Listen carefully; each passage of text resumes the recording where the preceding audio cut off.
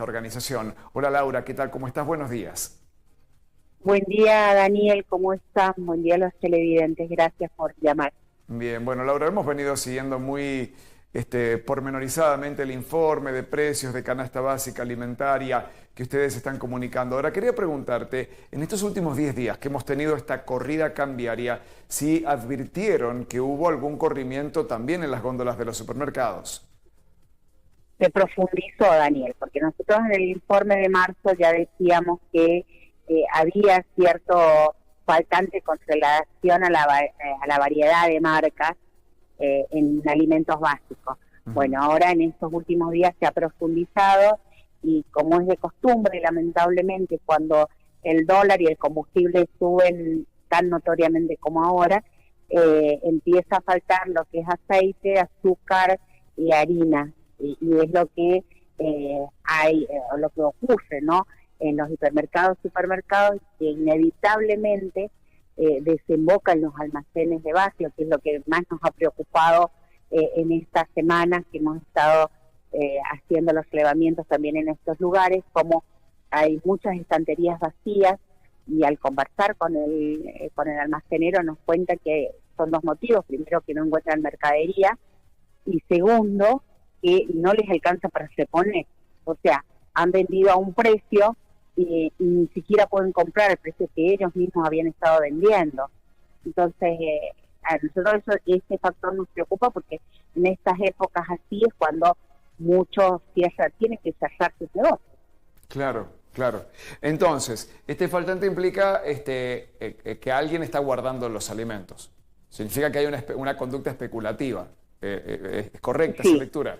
Sí. Primero hay una cuestión especulativa en los grandes formadores que tenemos en San Juan, ¿cierto? Pero además también existe una realidad, que desde Buenos Aires los alimentos que habitualmente suelen enviar para las provincias no están llegando en las cantidades que tienen que llegar. Entonces, ¿se ha hecho acopio? Sí, pero también llega menos. Y ahí la especulación en las grandes cadenas, por ejemplo, hay cortes de carne que están en más de 3.000 pesos, mientras en el carnicero el mismo corte lo tenés en 2.000, 2.200. Entonces, ese es el tema, cómo la diversidad de precios también nos afecta a los consumidores de manera directa. Claro, claro. Laura, en función de esto, casi te pido una predicción.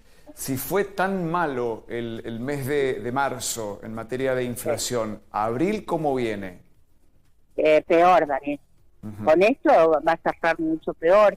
Los alimentos aumentaron para nosotros en los relevamientos del 10,5 en marzo, y calculamos que en abril va a ser 2 puntos más por lo menos, o sea, muy por encima del 10, sí, porque los alimentos... y los alimentos básicos, o sea, los cotidianos, ahí está. Los cotidianos son los que más han aumentado. Es tremendo, Laura. ¿Y cuáles son las situaciones? Casi que me da vergüenza preguntar esto, ¿no? Pero ¿cuáles son las situaciones que ustedes están viendo cotidianamente ahí entre las trabajadoras, ¿no? Las amas de casa, que se reúnen cotidianamente, incluso con un ánimo solidario, ¿no? De colaborarse mutuamente. Hay mucha incertidumbre, enojo, angustia, o sea, hay cuestiones entremezcladas que hacen a que haya un ámbito, muy desfavorable, incluso hasta en las relaciones humanas, ¿no? Porque todos están muy preocupados en que no llegan.